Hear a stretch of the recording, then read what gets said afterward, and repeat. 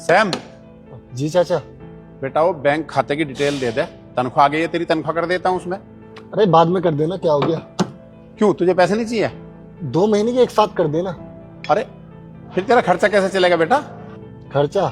अरे खर्चा तो मोहल्ले पड़ोसी वाले आ जाते हैं ना अपनी गाड़ी और बाइक लेके, उनके ठीक कर देता हूँ, उनसे खर्चा चल जाता है मेरा।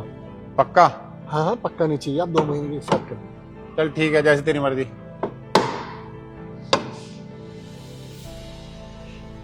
हार कब तक रेडी होगी? नमस्कार, ये आपकी गाड़ी हो जाएगी, शनिवार तक हो जाएगी। थोड़ा जल्दी नहीं हो जाएगा? अरे मैडम इतना सारा काम पड़ा है, आप देखो ना, सारा तामझाम खोल के रखा हुआ है, शनिवार तक का तो टाइम पूरा जाएगा। साहब से बात नहीं हुई आपकी?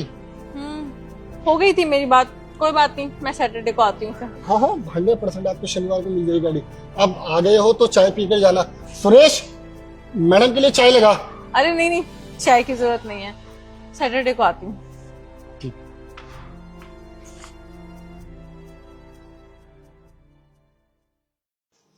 सैम, हाँ चाचा बोलिए। बेटा वो बैंक डिटेल दे दे, 2 महीने की सैलरी इकट्ठा हो गई, कर देता हूँ। अरे 3 महीने कर देना एक साथ। पक्का? पक्का। चल ठीक है।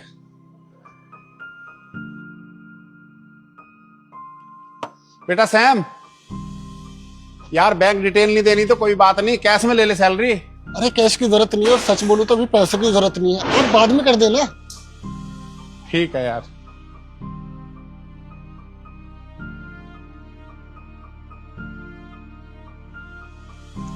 हाँ चाचा आपने बुलाया? हाँ सैम, आ इधर आ।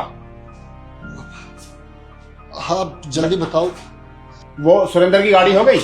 हाँ हाँ हो गई ना, मैंने उसको बोला था कि शाम को उठा ले। शाम को पक्का हो जाएगी? हाँ हाँ शाम तक हो जाएगी। यार 1 साल हो गया तुझे सैलरी लिए हुए, अपनी सैलरी ले ले और भैया मेरी छुट्टी कर।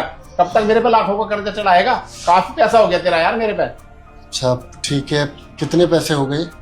भाई वो क्या है ना, तेरी सैलरी है 20,000, तो 12 महीने का 12 दूनी 24, 2,40,000 तो तेरी सैलरी के हो गए, और तेरा ओवर टाइम लगा करके करीब मोटा मोटी 3 लाख बन रहा है। बता कैश लेगा या वो बैंक में करवाने हैं? नहीं नहीं कैश नहीं चाहिए, आप बैंक में डाल दीजिए। ठीक है, ला वो अपना वो दे।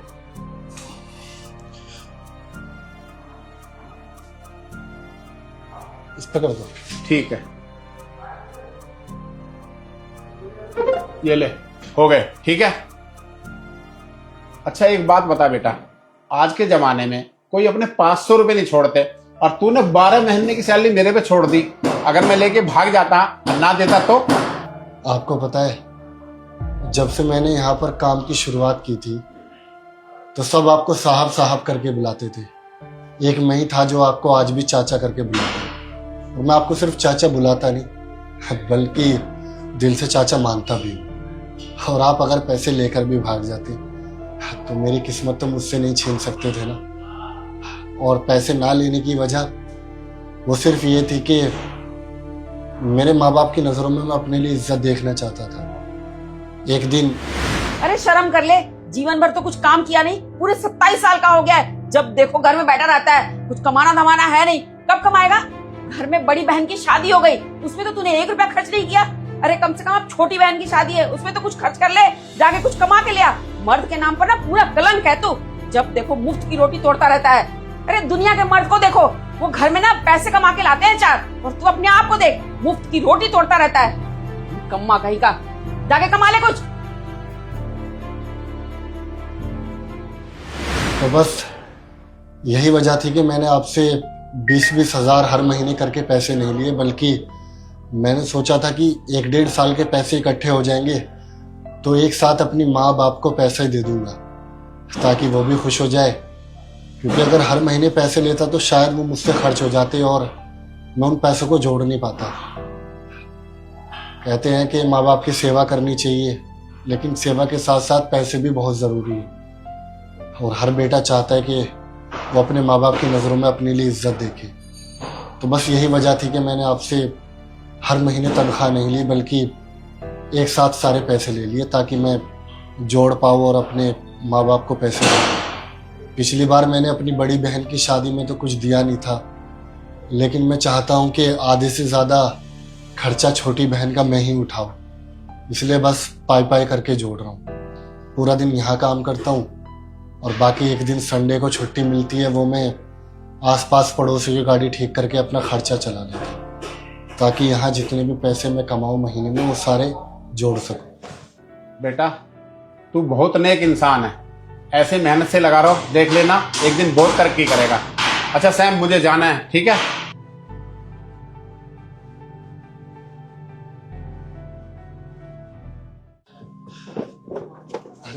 अरे आ गया बेटा सैम? हाँ, बस अभी डायरेक्ट रेलवे स्टेशन से आपके पास आ रहा हूँ। वो घर पे सब शादी सही से निपट गई ना? हाँ, बिल्कुल अच्छे से निपट गई, और आने के लिए शुक्रिया। मम्मी पापा बहुत खुश हो रहे थे आपसे मिलकर। सब ठीक है।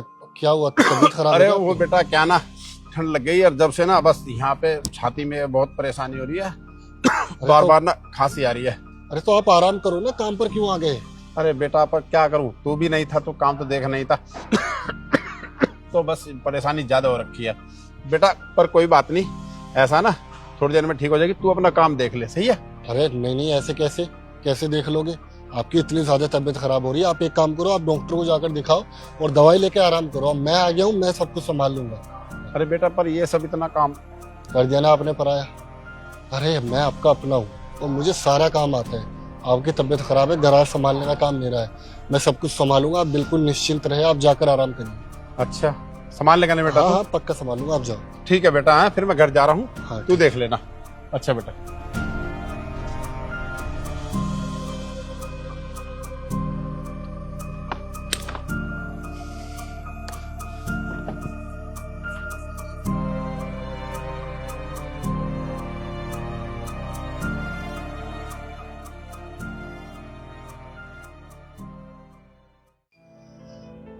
बेटा सैम, ये प्रधान जी वाली गाड़ी हो गई?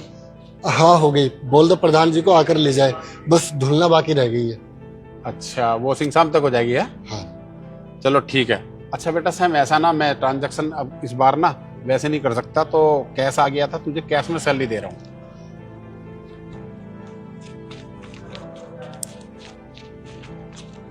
ले बेटा, ये तेरी इस महीने की सैलरी।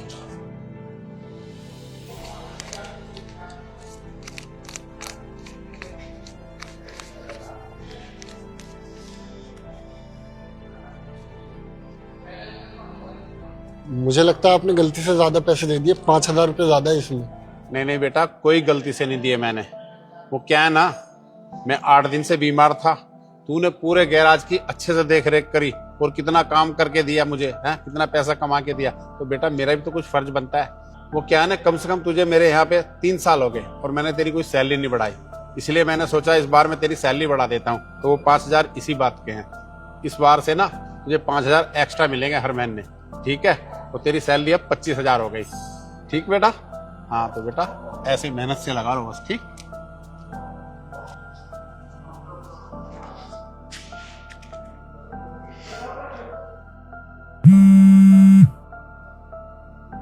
हेलो। अरे चाचा, मुझे ना आपसे जरूरी बात करनी थी।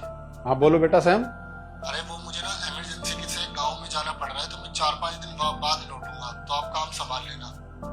4-5 दिन? अच्छा चल ठीक है, कोई बात नहीं, 4-5 दिन में आ जाएगा ना? जी पक्का। ठीक है बेटा। ठीक है।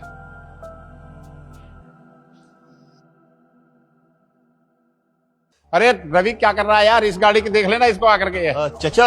हाँ बेटा। सैम भैया को बुला देते, गाड़ी कुछ दिक्कत कर रही है, गाड़ी दिखवानी थी मुझे अपनी। और बेटा सैम तो अपने गांव गया, वो 4-5 दिन बाद आएगा। कोई बात नहीं, मैं राजू से दिखवा देते ना तेरी गाड़ी। नहीं अंकल जी, किसी और को दिखवाने की कोई जरूरत नहीं, मैं आता हूँ ना 4-5 दिन के बाद। चल खैर। अंकल वो गाड़ी ना झटके दे रही है, गाड़ी दिखानी थी। हाँ तो बेटा उससे दिखवा देता हूँ मैं, रविंदर से।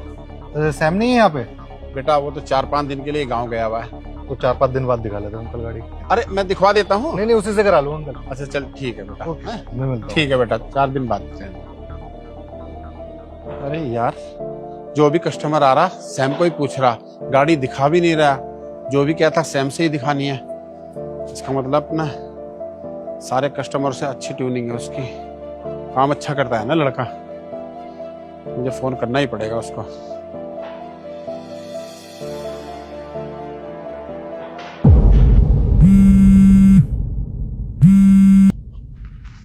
अरे चाचा, मैं गैराज के बाहर पहुंच गया, तो यहाँ तो ताला लगा हुआ है, कहाँ है सब? अरे सैम बेटा तू आ गया। अरे वो क्या है ना, डीएम ने ऑर्डर कर दिया बेटा, हफ्ते में एक बार ना बंद रखना पड़ेगा, तो इसलिए आज गैराज बंद है। तू एक काम कर, घर ही चला आया, मैं घर पे ही हूँ। अच्छा ठीक है, मैं आता हूँ घर। हाँ ठीक है, आ जा। नमस्कार चाचा। सैम बेटा, अच्छा आजा आजा, बैठ। क्या हो गया, बहुत जल्दी में बुलाया, सब ठीक तो है ना? हाँ सब ठीक है, बैठ जा। भाई सैम एक बात बता, ये क्या जादू टोना करते तूने लोगों पर? जो भी आता है वो कहता सैम कहाँ है, सैम कहाँ है। किसी भी कारीगर को गाड़ी दिखाने को राजी ही नहीं है कोई भी कस्टमर। क्या करके चला गया तू उन लोगों के साथ में? नहीं चाचा, मैंने कोई जादू टोना नहीं किया उन लोगों पर। बस मैंने उनके काम करने के साथ साथ उनके साथ रिश्ते भी बनाए हैं। अब आप खुद देखो, कोई भी जो काम कराने आता है वो ठाली तो खड़ा रहेगा नहीं, कुछ ना कुछ बातें करेगा।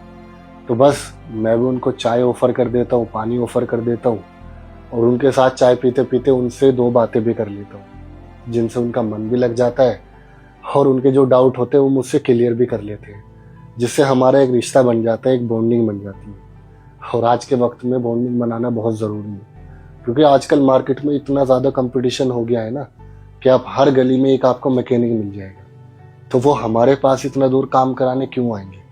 और जब हमारा उनसे रिश्ता बना रहेगा तो हमारी दुकान कितनी भी दूर क्यों ना हो चाचा, वो हमारे पास आएंगे। तो बस इसीलिए वो मुझे ढूंढते रहते हैं कि जब भी मैं आऊँगा उनकी गाड़ी देखूंगा और उनके प्रॉब्लम को ठीक कर दूंगा। और आपको एक बात बताऊं, दुकान चलाना एक आदमी की बस की बात ही नहीं है। और दुकान सिर्फ मालिक से नहीं, बल्कि वहाँ पे जो वर्कर काम करते हैं, जो कारीगर काम करते हैं, उनका भी बहुत बड़ा सहयोग रहता है। और सही कहा सैम तूने, आजकल काम में ना बहुत कंपटीशन बढ़ गया।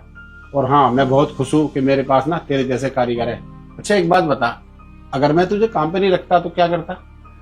अगर आप मुझे काम पे नहीं रखते तो मुझे मेरे हाथ का हुनर आता है, मुझे कोई और काम पे रख लेता। सही कह रहा है। तो अब एक काम कर सैम, तू बेटा कल से ना सुबह ही पहुंच जाना, ठीक? ठीक है, मैं सुबह गैराज खोलूँ। हाँ ठीक है।